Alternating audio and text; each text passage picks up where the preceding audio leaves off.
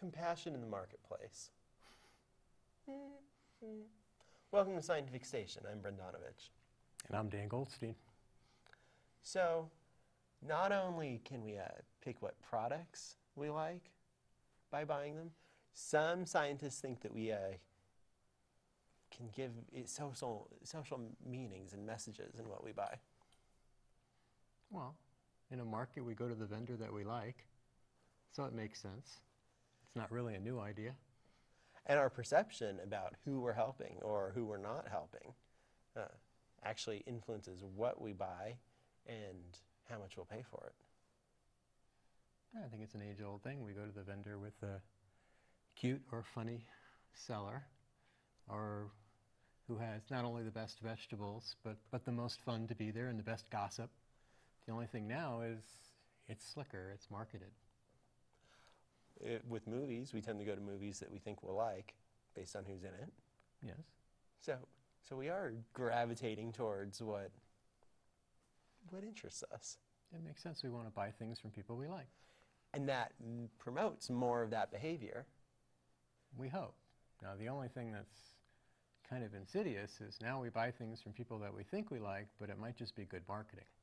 And the marketing could actually make us decide what we should be buying, or make us think we're sending a message. But we're really not. British Petroleum comes to mind. Does it? Yes. The Green Company, or it was green. Very good marketing. Did what not quite as real as I myself thought. Really? You remember the big campaign from British Petroleum about supporting green energy and renewable energy? And they did a little bit, like all oil companies do a little bit, but never quite as much as the marketing really convinced us. Brendanovich doesn't see many commercials. Fortunately or not. It's the advantage you have, a true scientist. Don't watch commercials. That's the take-home. It's hard to avoid commercials, too. No, just get rid of your television. Oh, we're not supposed to say that on television. Magazines. Magazines. Billboards, graffiti. Don't read, don't watch TV, and don't look at the walls while you're walking. Say no evil. Hear no evil. Hear no evil. And don't run into things. I could float. If I could float. You could float? Now we're off subject. So, some research was done into this where the experimenter went to an amusement park and tried 4 different pricing schemes for a souvenir photo. Interesting.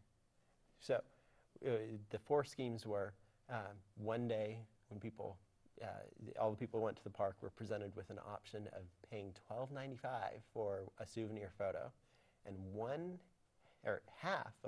of the people who went to the park bought a photo for that price. The second scheme was paying $12.95 for the souvenir photo, with half of that money going to charity, and 0.59% of the people who visited the park bought that photo.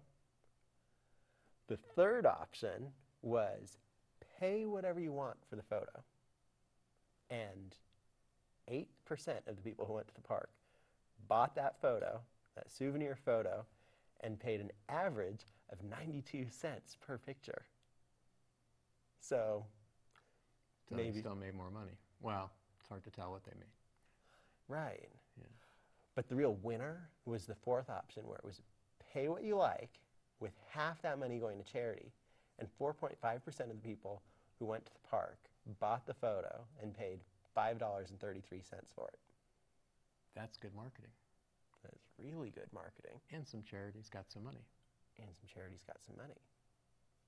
So they're finding, or this study is finding, that our desire to send a message and how much of a message we want to send, being able to control that with the pricing, is a huge sway in our purchasing decisions. That's interesting. People want to feel good about buying something. It goes back to the market. People want to buy from the vendor that's funny, or the pretty vendor, and they want to feel good about their transaction. And here they got to feel good about giving some of their money to a charity. Exactly. Interesting study. Interesting science. So, let us know what you think about this. You can visit scientificstation.com to do so.